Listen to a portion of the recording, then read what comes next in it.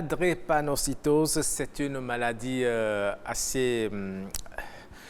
je ne sais quel qualificatif lui donner, mais c'est une maladie qu'il faut à tout prix éviter selon certaines personnes.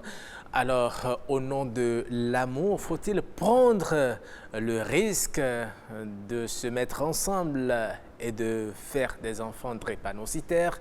Eh bien, on se pose la question.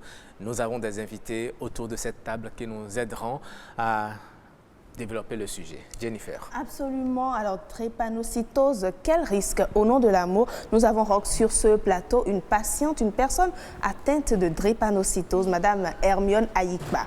Bonjour. Bonjour, madame. Merci d'avoir accepté notre invitation. Alors, vous êtes également membre d'une association qui lutte contre la drépanocytose.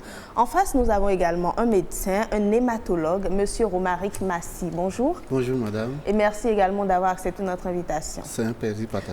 Roch, nous aurons également un chercheur au téléphone, Monsieur Constant Vaudonret, qui est chercheur sur le sujet de la drépanocytose. Absolument. Il est d'ailleurs en ligne. Bonjour, Monsieur Vaudonret. Monsieur Vaudonret, bonjour. C'est certainement... Vous êtes en ligne, Monsieur Vaudonret, bonjour. En tout cas, on va le rejoindre tout à l'heure. Ah oui, j'ai bien envie de commencer déjà par Mademoiselle Hermione Ayikba. Vous êtes drépanocytaire, c'est bien cela? Ouais. Comment cela se manifeste? Ça ne manifeste pas des crises. La drépanocytose se manifeste par des crises, par des douleurs dans les os. Et souvent, on a une anémie. Quand on fait beaucoup de crises, et le sujet atteint de la drépanocytose est anémié.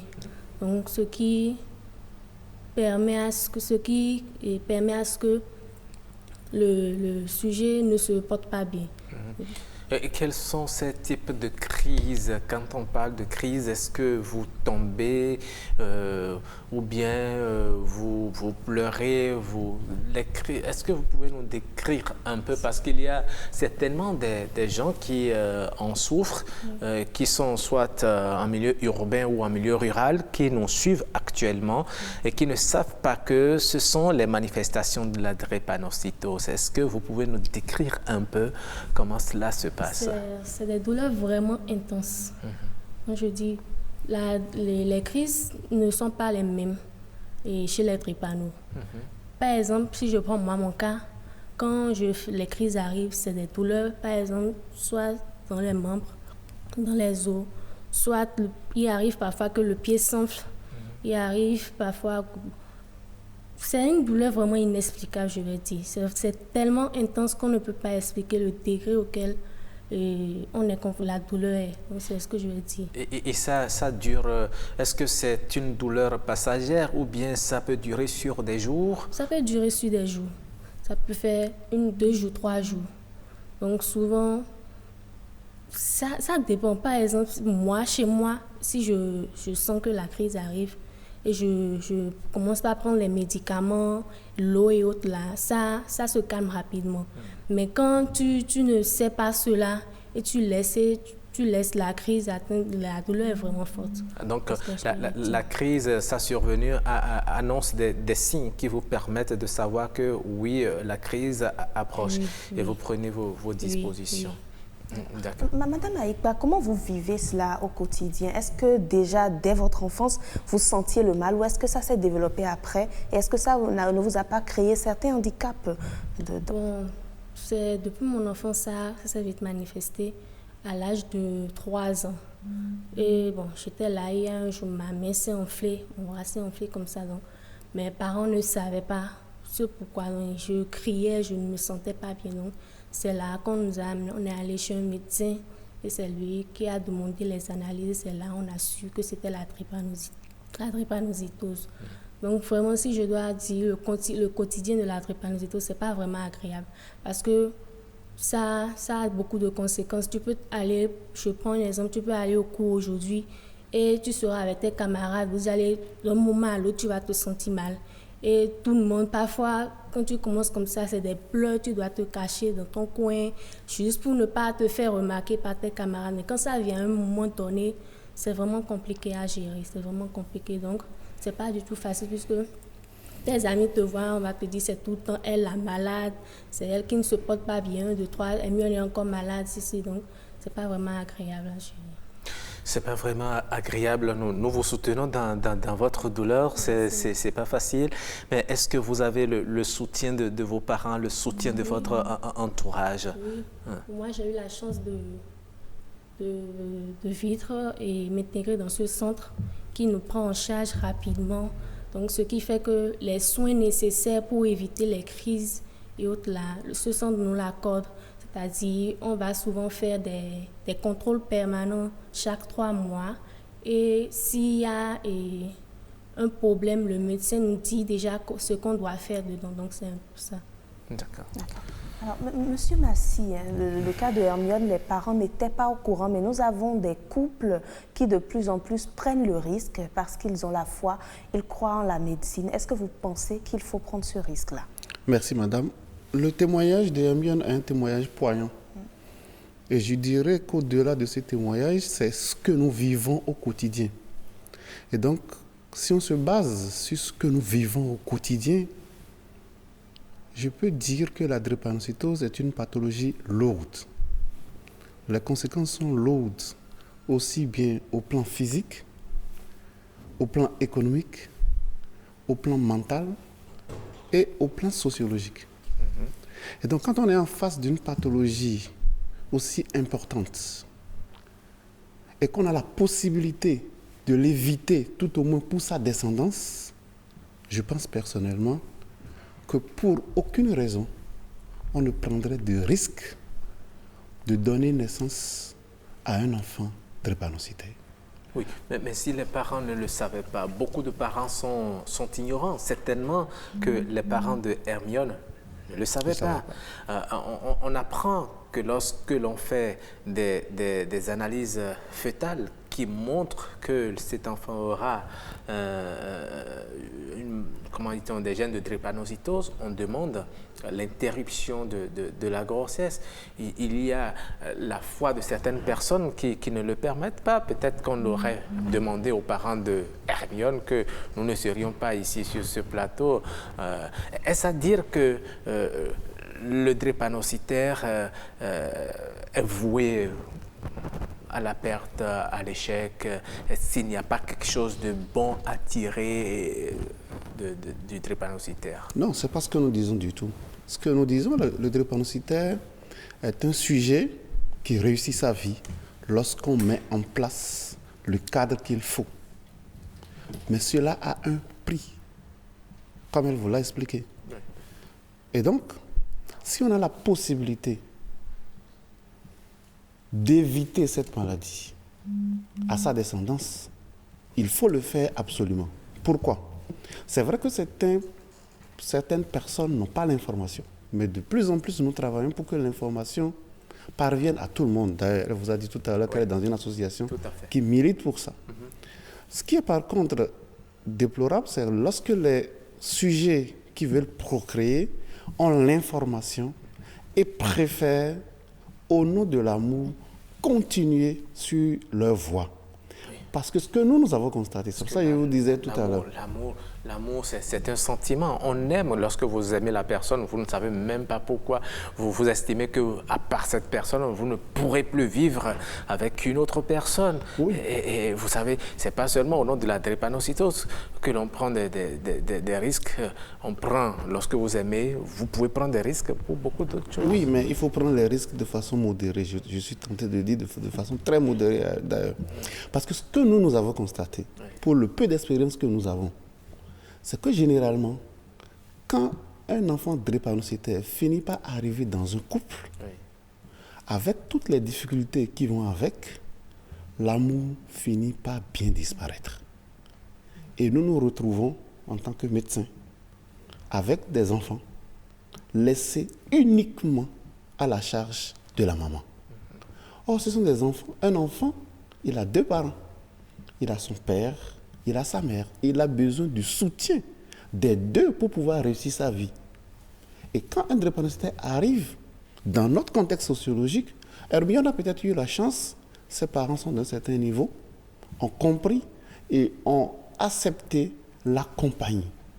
Mais dans beaucoup de cas, souvent, ce sont les hommes qui disparaissent et qui vont se remarier ailleurs, laissent les enfants à la charge de la maman, qui n'avait pas beaucoup de revenus, ou qui, si elle avait des revenus, puisqu'il y a des soins à apporter à l'enfant, l'enfant va faire des crises, donc elle est obligée de venir à l'hôpital avec l'enfant, ça perturbe ses activités génératrices de revenus, et donc on se retrouve avec une maman ayant à charge un enfant drépanocytaire et qui n'a pas les moyens. Et ça, c'est vraiment difficile à gérer, aussi bien pour nous personnels que pour la maman qui n'a pas de revenus. Mais vous savez, on apprend souvent que lorsque les parents sont porteurs de gènes de la drépanocytose, ce n'est pas à 100% prouvé que toute leur descendance seront drépanocytaires. Est-ce que ce n'est pas à cause de cela que certains couples prennent le risque d'essayer de voir si leur chance leur sourit, l'enfant qui naîtra ne sera peut-être pas drépanocytaire? Oui, mais ce qu'il faut savoir également, c'est ceci. Lorsque vous êtes porteur de traits drépanocytaires, donc vous êtes par exemple AS, par exemple, je donne un exemple AS, et que vous vous mettez en couple avec un autre sujet AS, vous deux, vous êtes très bien portants, vous n'avez pas de problème de santé. Maintenant, quand vous faites des enfants, quand vous allez à la procréation, parce que là également c'est important que les membres du couple sachent ce qu'ils veulent. Parce que se marier ne veut pas forcément dire aller à la procréation. Et j'insiste toujours pour dire que la procréation, c'est une responsabilité. Et en tant que responsable, il faut savoir quels sont les actes qu'on pose.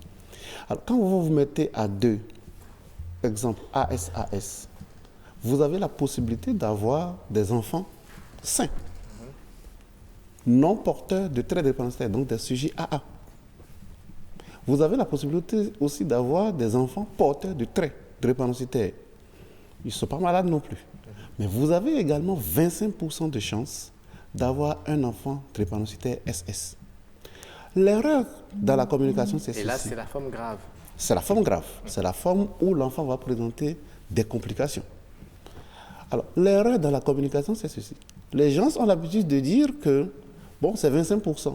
Donc, si j'ai 4 enfants, 3 seront sains et 1 sera drépanocytaire. Mais c'est faux. La loi de la génétique dit qu'à chaque grossesse, on reprend le tirage. C'est-à-dire on remet les boules dans le panier et on retire.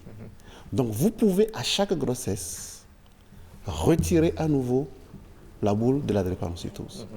Et donc, cette conception de dire j'ai la possibilité d'avoir des enfants sains, c'est une conception à relativiser. Parce que j'ai connu des couples qui ont eu 4 enfants, tous drépanocytaires. Parce qu'à chaque fois, c'est un enfant drépanocytaire qui arrive, ce qui est génétiquement possible. Comme nous avons, comme nous avons également des sujets AS, les deux parents AS, qui ont eu que des enfants AA. Je ne sais pas si je me fais comprendre. Oui. Et donc, le risque, c'est le risque d'enfants drépanocytaires qui nous fait nous dire, en tant que professionnels de la santé, que tant qu'on peut éviter, il vaut mieux éviter. En tout cas, si on veut aller à la procréation, il vaut mieux éviter parce que tout à l'heure, vous avez parlé du dépistage prénatal, du dépistage anténatal, qui est possible. Mais je vous dis, ce que nous vivons pendant cette période, ce que nous vivons est très difficile. Pourquoi ? Quand on fait le dépistage anténatal, habituellement, lorsque l'enfant qui va naître est un sujet sain, ne porte pas la maladie, tout le monde est content. Tout le monde est vraiment content et ça se passe sous silence. Par contre, lorsque l'enfant qui va venir est drépanocytaire, par exemple, le premier intérêt, c'est que les parents sont informés d'avance. OK ? Et donc, ça devrait les aider à se préparer à accueillir un tel enfant et à pouvoir lui fournir les conditions nécessaires pour son développement harmonieux. Mais souvent, ce que nous rencontrons, c'est ceci. Quand on dit, par exemple, on a fait le test et l'enfant va être drépanocytaire, soit c'est le papa qui vous dit, je ne veux pas en entendre parler, il faut faire un avortement. Soit c'est la maman qui dit, on ne touche pas à mon enfant, drépanocytaire ou pas, je le garde. Et donc, un conflit s'installe dans le couple. Et en général, ce conflit ne s'arrête pas aux deux membres du couple. Les grands-parents s'y mêlent. Et les questions religieuses vont refaire surface.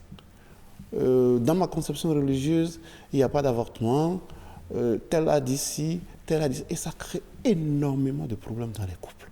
C'est pour tout simplement ça que nous nous disons. Aujourd'hui, nous avons la possibilité de faire le dépistage des conjoints avant toute procréation. D'accord. Mais en dehors du dépistage avant toute procréation, vous l'avez dit, c'est à chaque grossesse qu'il faut mélanger les boules, un peu comme vous l'avez dit, et faire le tri pour éviter de choisir la chance de 25%. Alors, si les parents ont les moyens, ils peuvent à chaque fois faire ce tri et puis s'éviter les risques de drépanocytose pour leurs enfants, n'est-ce pas? Oui, faire le tri n'est pas le problème. C'est l'action après le dépistage qui est le problème. Parce que quand vous décidez, par exemple, vous faites le test, d'accord, et que vous vous rendez compte que l'enfant qui va venir est drépanocytaire, et que le papa vous dit « je veux qu'on arrête la grossesse », et que la maman vous dit « je ne veux pas qu'on arrête la grossesse », vous vous retrouvez avec une situation vraiment explosive. C'est pour ça, tout simplement, nous disons aux jeunes, l'amour aujourd'hui ne peut plus être aveugle. Ça, il faut qu'on puisse vraiment faire l'incision de l'abcès et dire les choses de façon claire. L'amour aujourd'hui ne peut plus être aveugle tant qu'on veut aller à la procréation. Si je fais mon électrophorèse de l'hémoglobine et que je constate qu'avec mon partenaire, il y a un risque que nous fassions des enfants drépanocytaires plus tard et que la présence d'un enfant drépanocytaire risque de tout chambouler, nous, en tant que professionnels, nous pensons que très tôt, il vaut mieux choisir un partenaire avec lequel on ne prendra pas de risques. Et comme ça, l'harmonie qui est à la base du couple va rester tout le long du couple. Alors, nous allons revenir à vous, Hermione, vous qui militez dans une association de lutte contre ce mal-là. Est-ce que ce que le médecin nous dit est toujours évident? Il vous arrive de faire face parfois à des couples qui prennent des risques d'y aller quand même, quitte à avoir la foi et voir ce qui va se passer? Oui, ça arrive. Donc c'est un phénomène qui persiste malgré l'information. Oui. Qu'est-ce qui peut expliquer ça? L'amour fou? C'est ce que les gens se disent généralement, qu'ils s'aiment, qui ne peuvent pas se laisser. Donc, tout le temps qu'ils ont eu à faire ensemble, ils ne peuvent pas laisser cela. Donc, ils acceptent de rester en couple, sachant que ce n'est pas évident. Mais dans ce cas, qu'est-ce que vous faites? Par exemple, je parle des associations qui militent contre ce mal. Est-ce que vous informez certaines personnes pour les dissuader ou est-ce que vous vous tenez au conseil? Non, nous, on continue la sensibilisation. C'est-à-dire, quand il y a des jeunes qui viennent, c'est pour cela, nous, dans notre centre, quand à un niveau donné, quand tu as un âge, le médecin va te demander d'amener ton copain. Si tu as un copain, d'amener ton petit ami. Et il va insister à ce que vous faisiez le test d'électrophorèse. Donc, quand ce n'est pas le bon résultat, si ton petit ami est AS ou bien un autre, on te conseille de laisser, on t'explique les risques qu'il y a là. Bon, il y a certains, ils ne veulent pas écouter et ils préfèrent se lancer dedans. Justement, je vais revenir à ce que le docteur a dit tout à l'heure en ce qui concerne des cas où les couples se disloquent, la mère est parfois face toute seule aux charges. Est-ce que ce sont des réalités? Oui, oui, ce sont des réalités. Voilà. Bien évidemment. La majorité des couples drépanocytaires, et bon, ils savent que l'enfant est drépano.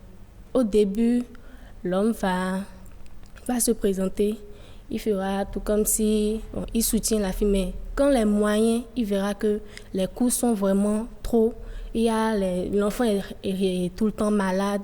L'enfant 1, 2, 3, c'est son enfant qui doit dépenser des trucs là. Il finit par abandonner, c'est la mère seule qui fait face à ce problème-là. D'accord. Mais est-ce qu'il faut prendre le risque, docteur? Tout à l'heure, vous aviez dit c'est une question de moyens, tout le monde n'a pas.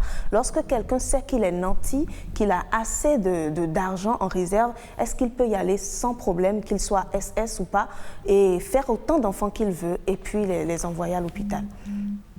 Ce qui est important à préciser, c'est que le bonheur d'un parent, c'est d'abord de voir ses enfants en bonne santé. Vous avez beau avoir des milliards sur votre compte, le plus important pour vous, c'est de voir vos enfants grandir en bonne santé.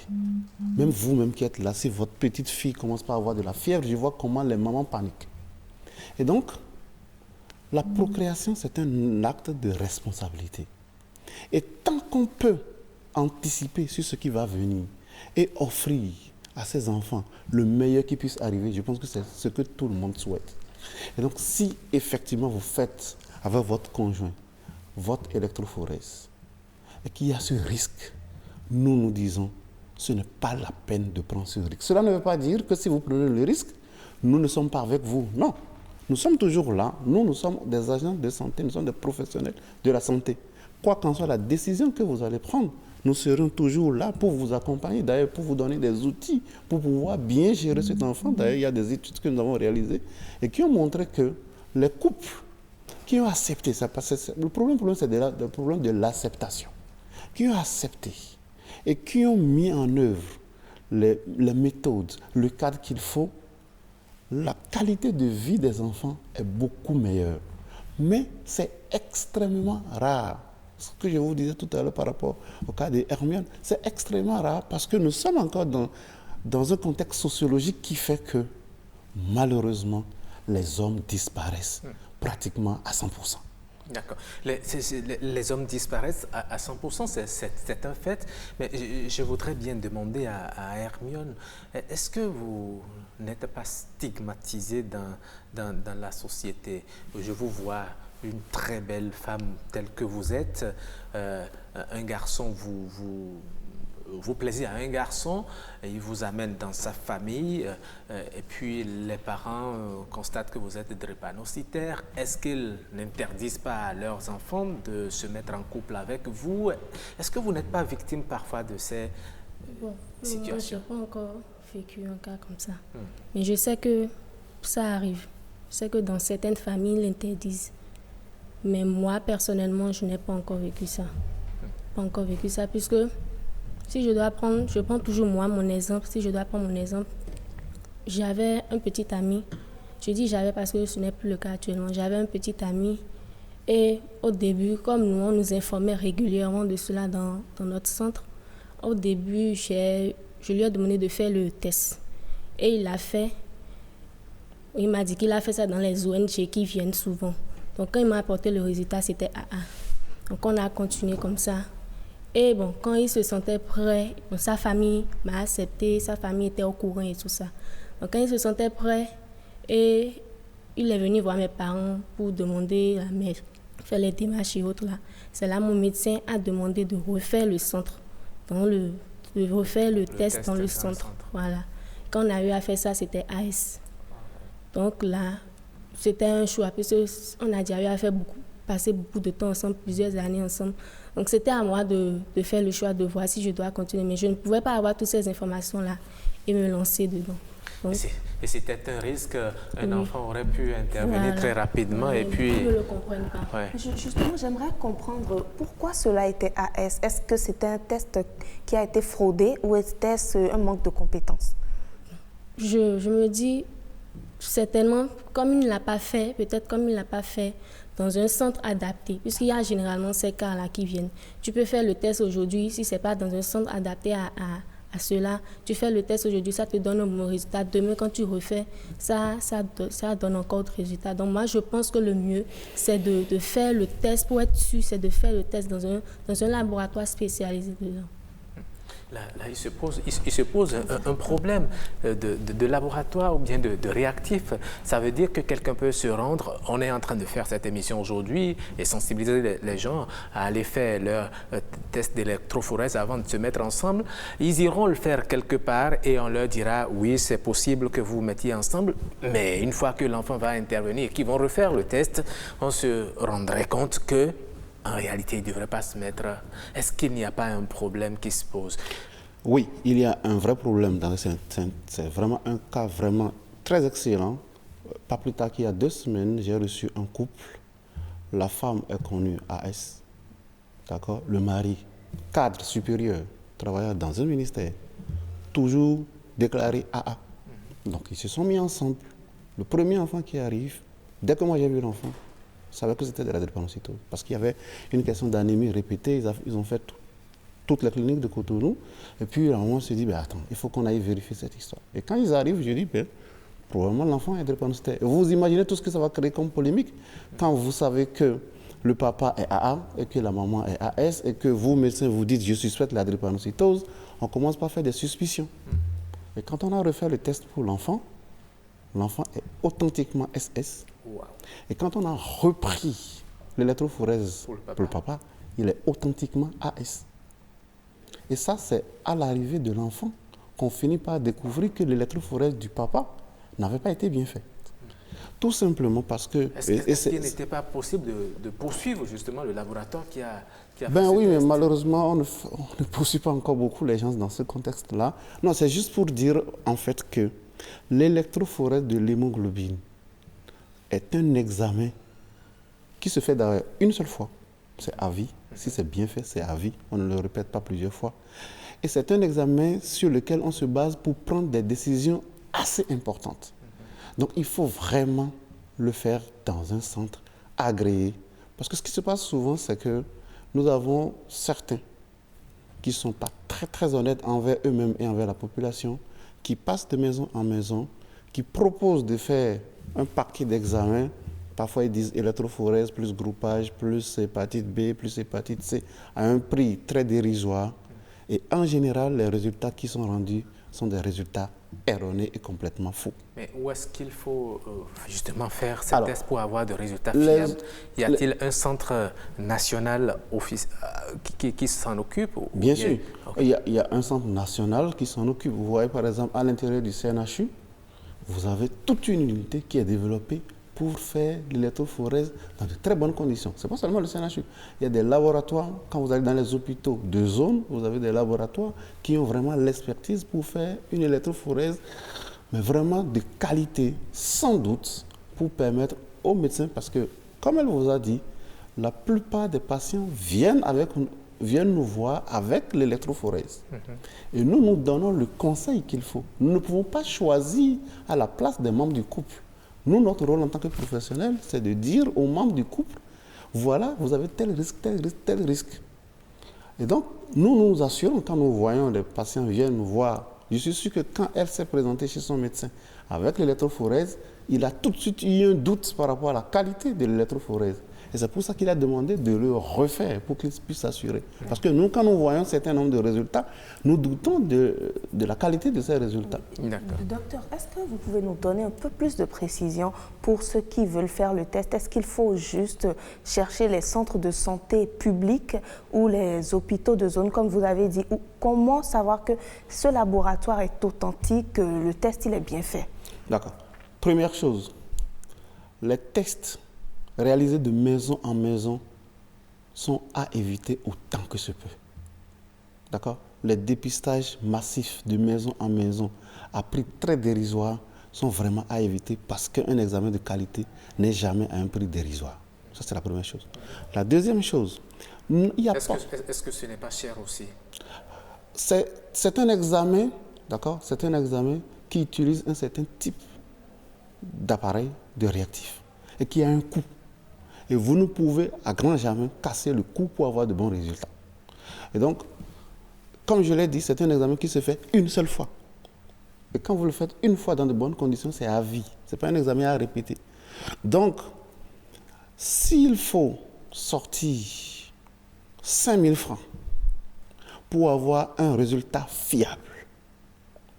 Plutôt que de sortir 1000 francs pour avoir un résultat frauduleux qui aura de lourdes conséquences après, je préfère sortir 5000 francs une fois de bon et faire mon électrophorèse de qualité, mais vraiment une fois de bon. D'accord. Les hôpitaux de zone, c'est vrai. Le CNHU, c'est vrai. Les centres hospitaliers départementaux, c'est vrai. Mais on a également des privés. On n'a pas le droit de citer des privés sur un plateau, mais on a également des privés qui font l'électrophorèse de qualité. Si celui qui veut faire l'électrophorèse a des doutes, il se rapproche d'un médecin. On pourra lui indiquer quel laboratoire il peut choisir pour faire son électrophorèse dans de bonnes conditions, pour éviter toute confusion après. D'accord. Alors, l'autre chose aussi, hein, Roch, c'est dans les zones rurales, je vais dire, vous qui êtes dans l'association, est-ce que l'information est portée dans tous les recoins, je dirais, du pays? Parce que nous avons plusieurs personnes qui détectent la drépanocytose du partenaire à la morphologie. Oui, voilà, c'est une réalité que nous avons. Est-ce que l'information arrive à aller où il faut? Bon, je vais dire que je ne peux pas dire qu'on a déjà parcouru toutes les zones, mais chaque jour que Dieu fait, on fait l'effort de sensibiliser. Si c'est à travers les réseaux sociaux, si par exemple la journée de la drépanocytose le 19 passé, on a eu à faire une sensibilisation à Cotonou et à Parakou et à Aboumé. Donc on continue de temps en temps. D'accord. Nous allons voir si Monsieur Constant Vaudonret, chercheur en drépanocytose, est toujours en ligne. Rebonjour, Monsieur Vaudonret. Bonjour, vous m'entendez? Oui, nous vous entendons maintenant parfaitement, super bien. Alors, vous avez suivi de bout en bout ce débat. Vous qui êtes chercheur en drépanocytose, est-ce qu'il est permis, avec l'évolution de la science aujourd'hui, de permettre à ce que deux personnes porteuses des gènes de drépanocytose se mettent ensemble pour procréer? Ce serait aller un peu en avant en permettant cela. À mon avis, le problème n'est pas aussi simple que ça. Dans la mesure où, lorsque vous êtes en face d'un couple un couple qui est porteur de traits drépanocytaires, comme il a été déjà mentionné, les gens jouent sur beaucoup de choses. Sur le fait qu'on a un pourcentage on a un risque de 25% pour avoir un enfant drépanocytaire. Les gens jouent sur ça. Vous avez évoqué les problèmes de culture, de religion, tout à fait, qui rentrent aussi en jeu. Donc, ce que moi j'ai observé, c'est que les couples qui sont porteurs de traits drépanocytaires, qui ont vécu la drépanocytose, soit par un ami, soit dans leur propre famille, ne veulent pas en avoir parce qu'ils savent ce que c'est. Donc ça joue énormément. Ils savent ce que c'est, ils l'ont vécu et ils se disent, je ne voudrais pas reproduire la même chose. Donc vous voyez, il y a beaucoup d'enjeux, beaucoup de choses qui rentrent en jeu et qui font que les gens doivent se décider de continuer leur union ou pas. Mais il est évident qu'on ne peut donner que des conseils. Et après, ce sont les personnes, le couple qui décident ce qu'ils ont envie de faire. On ne va pas jouer sur les techniques qui existent aujourd'hui. De toute façon, on n'en a pas en Afrique, dans nos pays d'Afrique. Donc, il est complètement exclu de raisonner par le biais du scientifique. D'accord. Alors, scientifique et médical, bien sûr. D'accord. Vous qui avez certainement fait des recherches dans ce sens depuis plusieurs années déjà, est-ce que vous pensez qu'il faut encourager la chose lorsque les personnes se disent en toute conscience, oui, nous sommes prêts à assumer, nous sommes prêts à accompagner nos enfants, quels que soient les moyens, et ils ne manqueront d'absolument rien, ils ne souffriront absolument pas. Est-ce que vous pensez que c'est faisable? On n'encourage pas, on ne décourage pas, mais on montre toutes les complications. Le médecin, je pense que Romary, qui est sur le plateau, a fait comprendre les problèmes qui existent dans les couples. Voilà, il y a beaucoup de choses. On ne peut pas dire, vous n'allez pas vous mettre ensemble, on ne peut pas dire ça. Mais on va montrer tout ce que cela peut entraîner. Voilà, et le couple en bonne conscience, va décider ce qu'il va faire. D'accord. Est-ce que quelque part, hein, je ne sais pas, l'âge ne joue peut-être pas, parce qu'on se demande si c'est de l'inconscience ou peut-être de l'égoïsme, si les mots ne sont pas trop forts? Non, ce n'est pas ça. Enfin, dans mon point de vue, il me semble que c'est un problème sociétal. La drépanocytose est méconnue aujourd'hui parce que dans nos pays, les gens ne veulent pas en parler, c'est un problème tabou. Vous avez des gens qui sont bien placés, qui connaissent bien la maladie, mais qui ne veulent pas en parler parce qu'ils ne veulent pas que ça les sache qui connaissent le problème. C'est pareil pour beaucoup de stars qui ne voudraient même pas entendre parler de ça parce que si disent par exemple qu'ils sont porteurs du trait drépanocytaire ou qu'ils ont quelqu'un dans leur famille qui en souffre, ils ont peur d'être stigmatisés.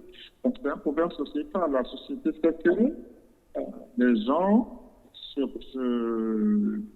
sont réticents à parler de la maladie. Si on en parlait plus, si la société comprenait plus la souffrance autour de cette maladie, je pense que ça aiderait davantage les couples à prendre facilement des décisions. Il y a des hommes. Et c'est ce que nous faisons d'ailleurs en parlant de ce sujet. Vous restez en ligne, hein, Monsieur Vaudonret. Nous allons rapidement partager avec vous également les messages que nous ont envoyés certains internautes. Il y a Madame Belikis Talibou qui dit ceci. L'amour, c'est-à-dire, est-ce qu'au nom de l'amour, il faut prendre le risque? Elle se pose la question, l'amour et condamner des vies. J'ai eu des cas dans ma famille. En l'espace d'1 an, 2 frères qui se suivent sont décédés.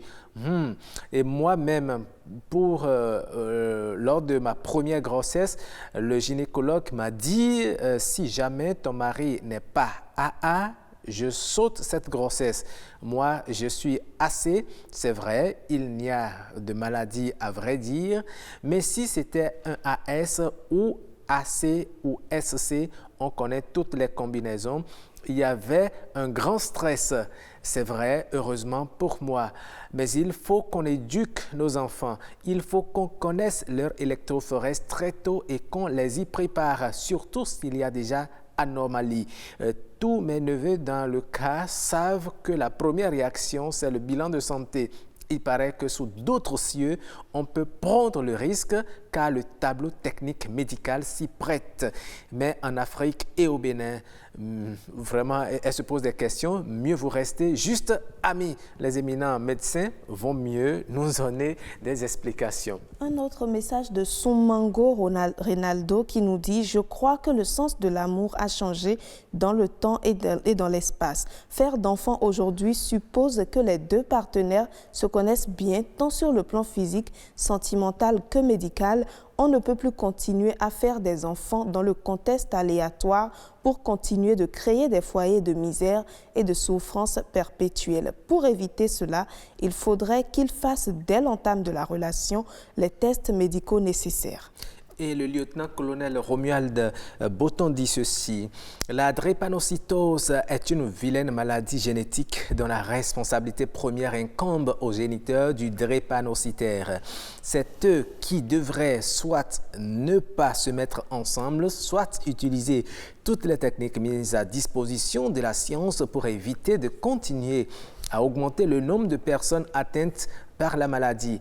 Je conseille à tous les adolescents qui sont porteurs d'un trait ou qui le sont d'éviter les unions à risque car c'est comme jouer avec le feu.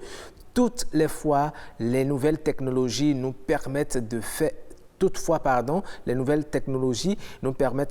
mieux.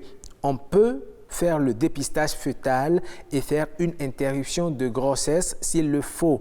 Mais combien de femmes sont psychologiquement prêtes à interrompre une grossesse si on lui dit que ce fœtus est malade? On peut aussi trier les ovules, féconder et faire une insémination artificielle et c'est pour les personnes qui ont beaucoup de moyens. Bien sûr que s'il y a des chances de survie pour les drépanocytaires actuellement. J'ai connu plein de drépanocytaires qui ont eu 80 ans avant de tirer la révérence, comme toute personne normale. Mais il faut reconnaître que malgré toutes les avancées de la science, le vécu de la maladie en elle-même est difficile pour le drépanocytaire. Avant toute union, c'est connaître son statut. J'irai même plus loin, avant même tout copinage, c'est connaître son statut. Voilà. Voilà un autre message, Pasteur Zane qui nous dit « L'ignorance a amené des couples dans cette situation, mais aujourd'hui, je ne vois pas au nom de quel amour nous devons rester ensemble pour faire des enfants malades. Réveillons-nous. » Voilà. Et s'il faut se réveiller, nous allons nous en arrêter à ces messages qui viennent apporter des contributions. Docteur, vous allez nous dire, est-ce qu'il y a des signes extérieurs par lesquels on peut facilement reconnaître un enfant drépanocytaire? Il y a des téléspectateurs qui nous suivent et qui jettent des regards sur leurs enfants. Est-ce qu'on peut identifier des signes, vous nous dites des signes qui pourraient les amener à envoyer leurs enfants à l'hôpital se faire dépister? Bien, merci. La première chose à savoir, c'est que le diagnostic de la drépanocytose est un diagnostic biologique. Donc, on peut avoir effectivement des signes, mais il faut forcément faire l'électrophorèse pour confirmer. Oui, mais comme on le dit vulgairement, à vue d'œil humain. Bien, à vue d'œil humain, si on veut se mettre dans ce schéma-là, pour aider ceux qui ne connaissent pas la maladie à vite dépister et à suspecter la maladie, il faut savoir que les signes de la maladie commencent très tôt. D'accord ? Il faut que nos mamans, surtout dans les zones reculées, vous parlez de zones reculées, tantôt nous étions dans les frontières avec l'agence béninoise des frontières, nous étions dans la région frontalière Togo-Bénin il n'y a pas longtemps pour sensibiliser les populations pour ça. Et il faut tout de suite remarquer que très tôt, l'enfant, déjà vers l'âge de 6 mois, va présenter les premières manifestations de la drépanocytose. Vous avez un gonflement au niveau des dos, des mains et des pieds. C'est ce que nous on appelle en jargon médical syndrome pied-main. C'est douloureux, c'est gonflé, ça fait mal, l'enfant crie, l'enfant pleure. Attention, ça pourrait être une manifestation de la drépanocytose déjà. Donc, des gonflements au niveau du dos des mains. Du dos des mains. Du dos des pieds également. Ensuite, c'est un enfant, quand on le compare avec d'autres enfants du même âge, on va se rendre compte qu'en matière de poids et de taille, il a un retard. Et c'est là que nous, professionnels de la santé, nous avons un rôle décisif. Parce que tous les enfants viennent pour la vaccination. Et quand ils viennent pour la vaccination, nous prenons le poids, nous prenons la taille, et nous regardons avec l'âge, est-ce que c'est concordant ou pas. Si on a un retard staturopondéral, c'est-à-dire un retard sur la taille et sur le poids, c'est déjà un signe d'alarme pour aller vérifier si éventuellement cet enfant n'est pas drépanocytaire. D'accord. Non, allez-y. Alors, ensuite, les mamans vont se rendre compte très facilement, plus l'enfant grandit, que les yeux, vous savez, normalement, les yeux sont de couleur blanche. Il y a le blanc de l'œil. Oui. Chez les drépanocytaires, très souvent, la couleur du blanc de l'œil n'est pas plutôt blanc, mais plutôt jaune. C'est ce qu'on appelle un ictère.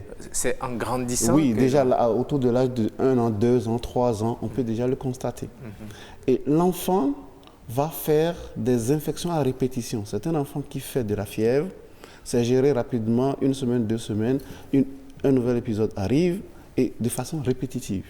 Et si on fait attention, c'est des enfants qui vont souvent faire des infections, mais avec émission d'urine très foncée. C'est ce que nous appelons dans le jargon urine type Coca-Cola. Donc c'est vraiment comme du Coca-Cola. C'est un signe d'hémolyse avec l'ictère. C'est un signe qui alarme et qui doit alarmer les mamans. Tout de suite vous dit, il y a quelque chose qui ne va pas. Il faut aller vérifier qu'est-ce qui se passe. Il y a certains enfants, quand les mamans les regardent très bien, puisque les mamans ils regardent tout autour de leurs enfants, ils vont constater au niveau du ventre, du côté gauche, qu'il y a comme une masse qui est là et qui persiste. C'est ce qu'on appelle la rate en fait, c'est la grosse rate. Ce qu'on appelle dans le jargon médical une splénomégalie, qui ne devrait pas être là. La rate, on ne doit pas la palper. Et dans certaines régions du Bénin, ils appellent ça gbagla. Et pour ces enfants, ils font des scarifications. En fait, c'est une splénomégalie qui peut facilement rentrer dans le cadre de la drépanocytose. Donc, un enfant qui présente des gonflements des dos des mains, douloureux, du pied également, qui a une taille qui est plus réduite que ce qu'il faut, qui a un poids plus réduit, qui a les yeux jaunes, qui est souvent fatigué, parce que c'est des enfants qui vont faire des anémies à répétition également. Donc, enfant très souvent fatigué, très pâle, avec les yeux jaunes, avec une grosse masse dans le ventre du côté gauche, c'est déjà assez de signes, et qui fait beaucoup d'infections à répétition. Oui. Il ne faut pas traîner à la maison, il faut le ramener tout de suite pour qu'on Absolument. J'aimerais demander avis aux parents, très rapidement. Oui, très rapidement, à Hermione, comment vous pensez qu'on peut soutenir un enfant qui vit cela? Parce qu'à l'école, ce n'est pas toujours facile, vous l'avez dit, tout le temps malade à la maison. Est-ce qu'il faut le couver?